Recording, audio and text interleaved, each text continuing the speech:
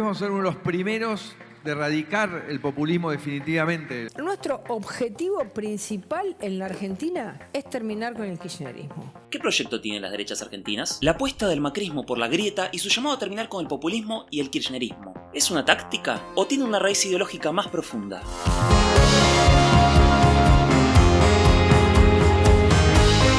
Hola amigos y amigas, les doy la bienvenida a Política para Millennials. Política, análisis y actualidad a partir de datos y fuentes concretos desde la mirada de la generación más trastornada que este mundo supo parir. Mi nombre es Miguel. ¡Hola, Miguel! Y en este video quiero explorar una pregunta que formulamos en el video pasado, que por si no lo viste te dejo el link acá arriba, en el que analizamos la impronta cada vez más antikirchnerista del discurso de Juntos por el Cambio. Y nos preguntamos cuál es la raíz de este discurso. En este video te propongo hacer un recorrido por las ideas de algunos autores que han analizado en profundidad la historia del macrismo en particular y de las derechas argentinas en general, buscando comprender qué proyecto de país tienen. Antes de empezar te doy las gracias por ese like, dale click a la suscripción para seguir viendo estos videos y arrancamos con el informe. Uno de los temas que más ha desvelado a los analistas políticos en los últimos años es la persistencia de la grieta en Argentina. Más allá de quien tenga la responsabilidad originaria por la grieta, quien la anunció por primera vez y le dio un nombre al fenómeno de la polarización social y política en Argentina, fue el periodista Jorge Lanata en la entrega de los Martín Fierro del año 2013. Yo creo que hay como una división irreconciliable en la Argentina, y a esa división yo la llamo la grieta. Y yo realmente creo que la grieta es lo peor que nos pasa. En el libro de los sociólogos Luis Alberto Quevedo e Ignacio Ramírez, que se titula Polarizados, ¿por qué preferimos la grieta? Aunque digamos lo contrario, donde escriben varios autores reconocidos, se analiza por qué la grieta fue y sigue siendo tan relevante para pensar la política argentina. Más allá de los planteos específicos de cada autor, que recomiendo mucho leer, en su conjunto nos dicen que la grieta es un fenómeno multicausal, multidimensional y alentada de diferentes actores y dispositivos, como el sistema político, la estructura económica, los medios de comunicación y las redes sociales. Pero algo importante a señalar es que la grieta no es solamente una creación de actores interesados, sino que refleja fracturas que ya existen en la sociedad. Como dice la politóloga María Esperanza Casullo, que analizando datos de diferentes encuestas y estudios de opinión, señala que la polarización que se vivió en Argentina en realidad reflejó comportamientos y valores de los diferentes grupos poblacionales. Esto obviamente no es lineal, pero aproximadamente hasta el año 2020-2021, para explicar por qué las personas se inclinaban a un lado u otro de la grieta, estadísticamente existió una fuerte incidencia de diferentes criterios, como por ejemplo la edad, siendo tendencialmente los mayores de edad más proclives a acompañar a Juntos por el Cambio y los jóvenes al frente de todos.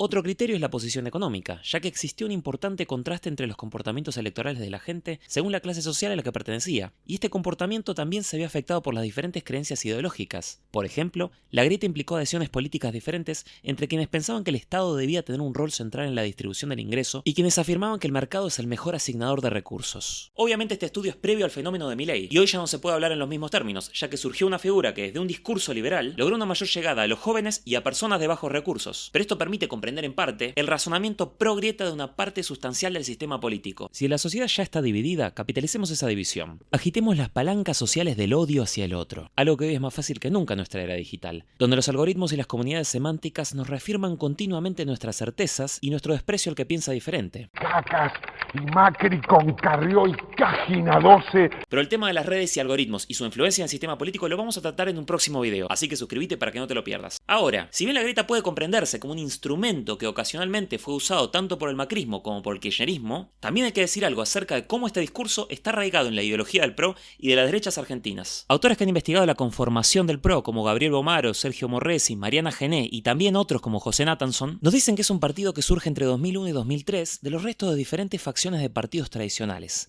políticos de diferentes signos que quedaron huérfanos tras la crisis de 2001 y decidieron sumarse al proyecto de Mauricio Macri. Pero más allá de la importancia que tuvieron estos dirigentes, el núcleo del PRO en realidad lo forman aquellos que provienen por un lado del mundo empresarial, especialmente CEOs de grandes compañías, y por el otro los cuadros reclutados de fundaciones y ONGs. Estos sectores fueron convocados masivamente para trabajar en el Estado durante el gobierno de Mauricio Macri. Y como señalaron en sus informes las sociólogas Paula Canelo y Ana Castellani, esto generó diferentes conflictos de interés ante la existencia de funcionarios que debían regular a las propias empresas que ellos tenían. Pero también este sector de empresarios y profesionales fue el que le permitió al PRO presentarse como un partido nuevo y recién llegado a la política, joven, moderno y emprendedor, que renegaba del eje izquierda-derecha que había ordenado la política argentina y proponía trascenderlo desde una mirada posideológica, proponiéndonos, en cambio, construir políticas desde la gestión concreta y visible para solucionar los problemas de la gente, en oposición al mero relato y palabrerío sin sentido.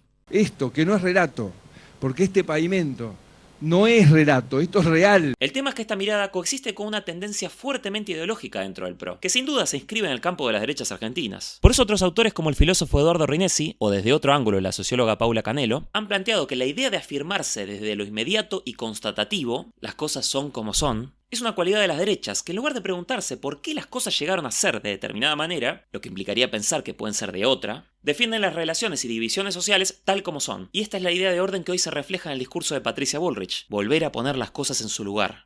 Las cosas en su lugar. Los chicos en las aulas y los padres trabajando. Pero hablar de las derechas argentinas, según el especialista Sergio Morresi, implica no pensar en un bloque monolítico, sino un campo de corrientes y discursos que a veces colaboran entre sí y a veces disputan. Hay, sin embargo, un significante que le da coherencia a las diferentes familias de la derecha argentina del siglo XX: el populismo, o más bien el antipopulismo. Uno de los que más trabajó este tema es Ernesto Semán, quien dijo que el antipopulismo es un fenómeno histórico que es incluso anterior al populismo del siglo XX, ya que lo que expresa es una concepción de las élites argentinas que surge en los comienzos del Estado-Nación y que históricamente ha visto en la irrupción de las masas una grave amenaza que debía corregirse desde arriba. Hoy son los kirchneristas y choriplaneros. Hoy no podemos hacer choripán porque hay lluvia. Pero antes fueron los cabecitas negras, los compadritos o los gauchos, que para la derecha antipopulista son diferentes clases de patógenos, porque las metáforas médicas siempre están presentes en estos discursos, que son producto de una integración defectuosa de las masas a la política, porque para estas élites las masas solo pueden opinar si es pidiendo permiso a los que tienen más arriba.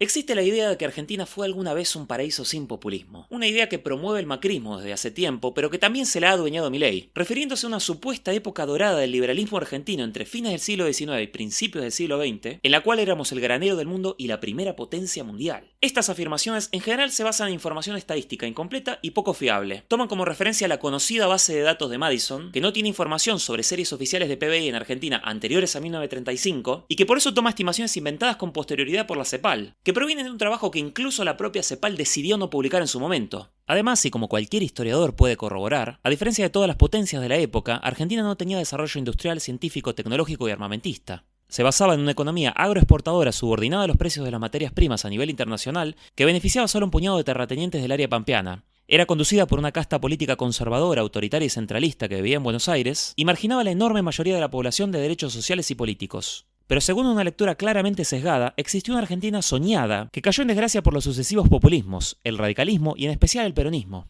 Retomando entonces la idea de antipopulismo de Ernesto Semán, este objetivo de eliminar el populismo culmina con la experiencia histórica del macrismo, que representó una llamada al orden de las generaciones que fracasaron políticamente en las últimas décadas, y que tradujeron este fracaso en una demanda por alguna clase de solución final. Es decir, una vez que eliminemos el populismo, que hoy cobra la forma de kirchnerismo, vamos a sacar al país adelante para siempre. Porque solo así vamos a lograr sacar a nuestro país adelante para siempre. Pero el fracaso del gobierno de Macri por responder esta demanda podría ser leído desde esta clave como un factor que explica tanto la radicalización del discurso de Bullrich en esta campaña, como también puede ser visto como una de las variables que precipitaron el ascenso de Milei. Pero no nos adelantemos. Hasta acá llegaste. Sintetizando un poco, si bien el macrismo en un comienzo buscó presentarse más allá de toda ideología o en todo caso como una nueva derecha, a partir de la experiencia de su gobierno, que analizaremos más en detalle en otro video, y ante la imposibilidad de llevar adelante su agenda de reformas sin resistencias, porque la sociedad argentina no es dócil, y esto es una lección que el próximo gobierno, cualquiera sea, debería aprender, terminó por abrazar el mismo objetivo de las derechas clásicas de Argentina del siglo XX, cuyo ADN aparece históricamente configurado por la demanda de eliminar el populismo. Pero en los últimos años, el resultado de esto fue una radicalización de los componentes más antidemocráticos de parte de la dirigencia de Juntos por el Cambio y del universo antikirchnerista en general, porque el objetivo, ahora enfocado en eliminar el kirchnerismo, Te propongo terminar con el kirchnerismo de verdad y para siempre. implica no solamente vencer a un rival político, sino exterminar un movimiento e impugnar la mera existencia de un conjunto de ideas que tiene una amplia llegada a una parte importante de la sociedad. Y como ya señaló la politóloga belga Chantal Mouffe, si bien la política es esencialmente la gestión del conflicto, ya que implica siempre una referencia al adversario, sea cual sea, en los sistemas democráticos este conflicto no debe comprenderse como antagonismo, sino como agonismo.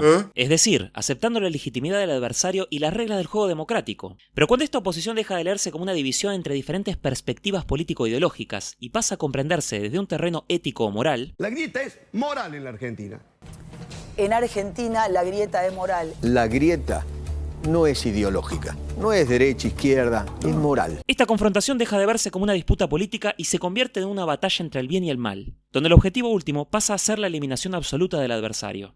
Entonces, si bien las derechas argentinas y el macrismo en particular, hoy expresado en la candidatura de Patricia Bullrich, tiene una historia con muchos matices, hoy, como en el cuento del nuevo traje del emperador, el rey finalmente está desnudo y muestra su cara original, aquella que le ha dado forma al discurso de las derechas a lo largo del siglo XX, el odio al populismo y en general a la expresión de lo popular cuando no está mediada por el discurso de las élites. ¿Dónde entran en este juego las nuevas derechas como la que expresa Milei? Eso lo vamos a ver en el próximo video, que va a ser la segunda entrega sobre el análisis de las campañas de los candidatos a la presidencia de Argentina. Así que dale a la campanita para no perdértelo. Gracias por llegar hasta acá y gracias por ese like, que es fundamental para poder crecer y seguir haciendo estos videos. Te invito a que te suscribas y que me dejes acá abajo tus opiniones y comentarios sobre este tema. Las respuestas que están planteadas en este video son algunas aproximaciones iniciales para continuar el debate sobre las derechas argentinas, que seguiré retomando en otros videos, así que comenten que los voy a leer atentamente. Sin más, queridos millennials y también centennials, boomers y todas las generaciones y colores, porque acá no somos sectarios, yo me despido y nos vemos en el próximo video. ¡Chau!